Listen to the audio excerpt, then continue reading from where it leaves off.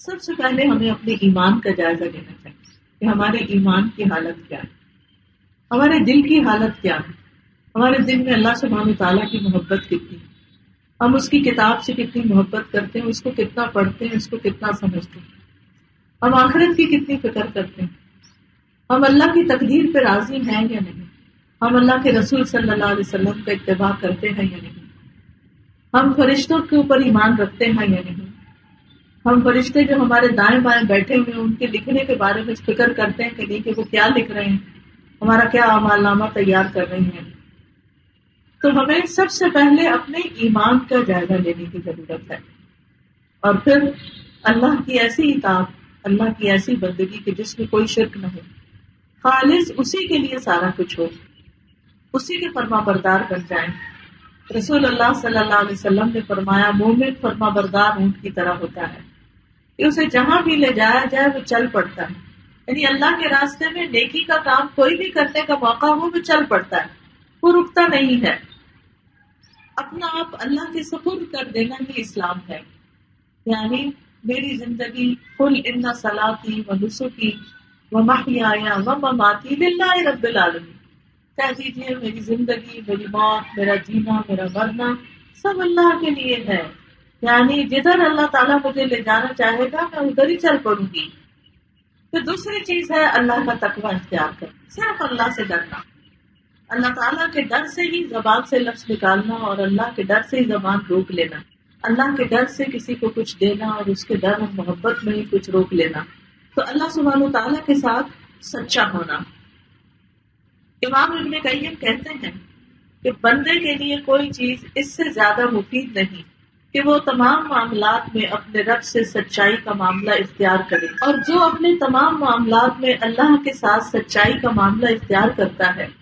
تو اللہ اس کے لیے بہت کچھ کرتا ہے بنسبت اس کے جو وہ دوسروں کے لیے کرتا ہے، یعنی اللہ دوسروں سے زیادہ اس کو عطا کرتا ہے۔ سبحان اللہ، کتنی بڑی خوشخبری ہے اس بات میں کہ جو اللہ کے ساتھ سچا ہوتا ہے، اللہ کی رضا کو دیکھتا ہے، تو پھر اللہ تعالیٰ اس کے ساتھ اس سے بھی زیادہ بہتر معاملہ کرتا ہے۔ دوسرا کام جو ہے وہ صراط مستقیم پر رہنا ہے۔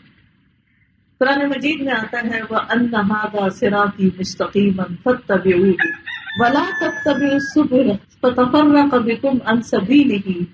ذَلِكُمْ وَصَّاكُمْ بِهِ لَعَلَّكُمْ تَتَّقُونَ، اور یہ کہ بے شک یہی میرا راستہ ہے، سیدھا راستہ، بس اس پر چلو اور دوسرے راستوں پر نہ چلو کہ وہ تمہیں اس کے راستے سے جدا کر دیں، یعنی اللہ کے راستے سے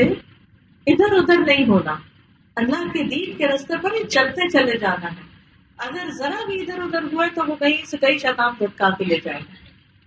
بہت سے لوگ ہوتے ہیں وہ قرآن پڑھتے ہیں، سمجھتے ہیں، اللہ کے راستے پر آ جاتے ہیں، پھر وہ چھوڑ دیتے ہیں، نتیجہ کیا ہوتا ہے؟ وہ بھٹک جاتے ہیں، ادھر ادھر ہو جاتے ہیں، اور کاموں اور مشغلوں میں لگ جاتے ہیں،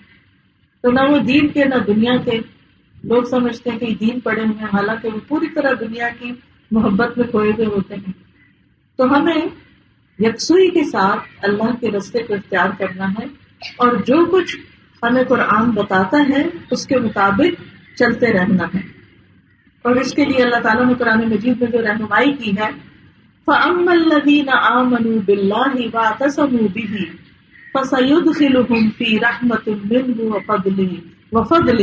وَيَهْدِيهِمْ إِلَيْهِ صِرَاطًا مُسْتَقِيمًا۔ تو جو لوگ تو اللہ پر ایمان لائے اور اس قرآن کو مضبوطی سے تھام لیا تو عنقریب وہ انہیں اپنی خاص رحمت اور فضل میں داخل کرے گا اور انہیں اپنی طرف سیدھے راستے کی ہدایت دے گا۔ یعنی جو لوگ اللہ پر ایمان لا کے قرآن کو مضبوطی سے تھام لیں، ہر روز وہ قرآن پڑھیں، ہر روز قرآن کی ہدایات اور تعلیمات پر عمل کریں، تو ایسے لوگ جو ہیں اللہ تعالیٰ کی رحمت میں ہوں گے، اللہ تعالیٰ کو ان پر فضل ہوگا،